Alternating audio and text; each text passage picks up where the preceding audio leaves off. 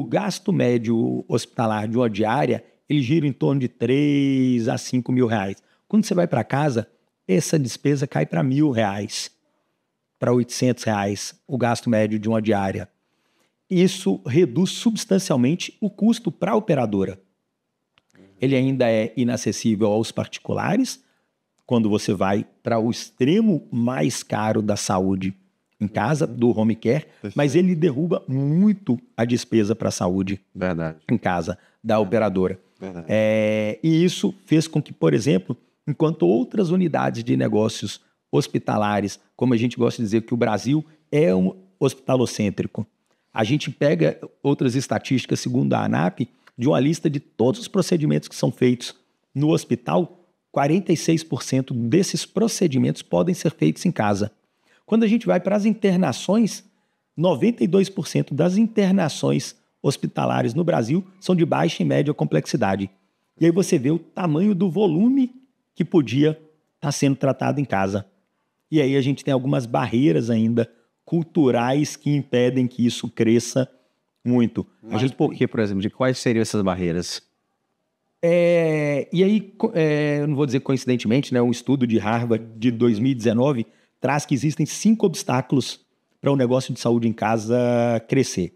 O primeiro deles é a vontade do paciente. A vontade do paciente, só 40% querem ser tratados em casa, 60% não quer. Aí você vai para o segundo obstáculo, que é o médico.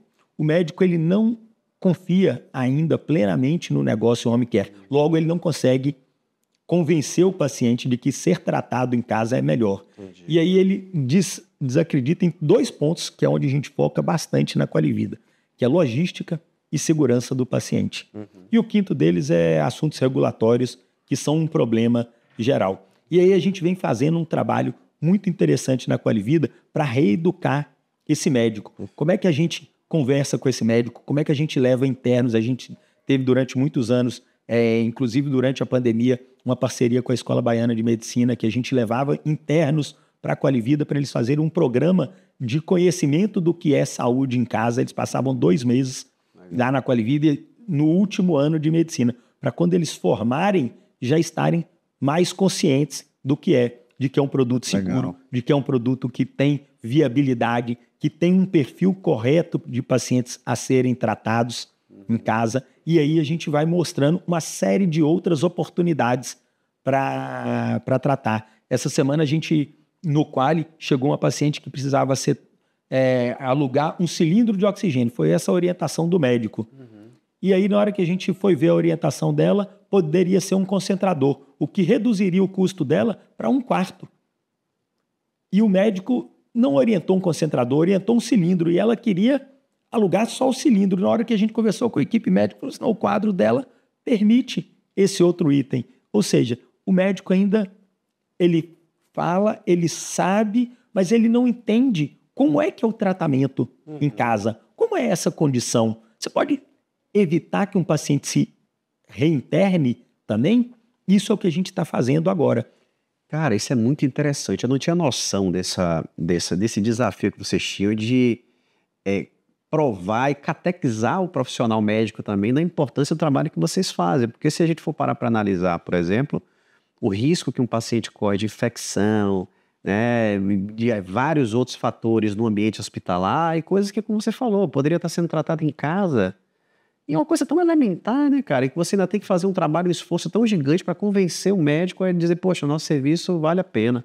Mas isso é cultural, então, né, cara? Isso é cultural. E sabe o que é mais engraçado, Elbert? É que, se a gente pegar a história da medicina, os pacientes eram tratados em casa, nos castelos, lá atrás, na época medieval. Verdade. E aí, por causa das grandes pragas, das grandes doenças, eles foram levados para os hospitais. Aí foram concentrados no século XVII e XVIII em alguns lugares para serem tratados e não contaminar todo mundo. E não saiu disso. E agora a gente está voltando para o ser tratado em casa para evitar complicações nos hospitais. Perfeito. Então a gente está buscando, o que uma pessoa do nosso conselho falou, hackear o hospital. Como é que eu converso com o médico e mostro a ele que aquela idosinha de 95 anos com uma infecção urinária, para ela é um risco muito grande interná-la. Vamos tratar e iniciar o tratamento dela em casa,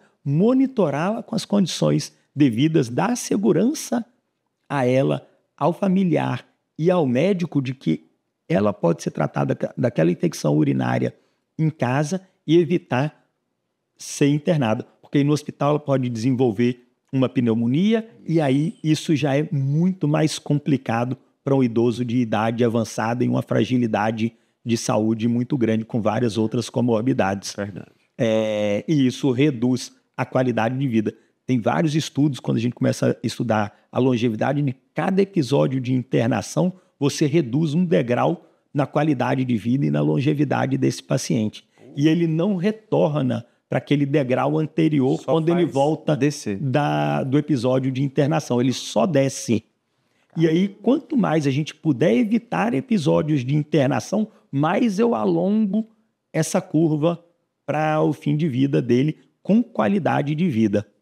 Perfeito.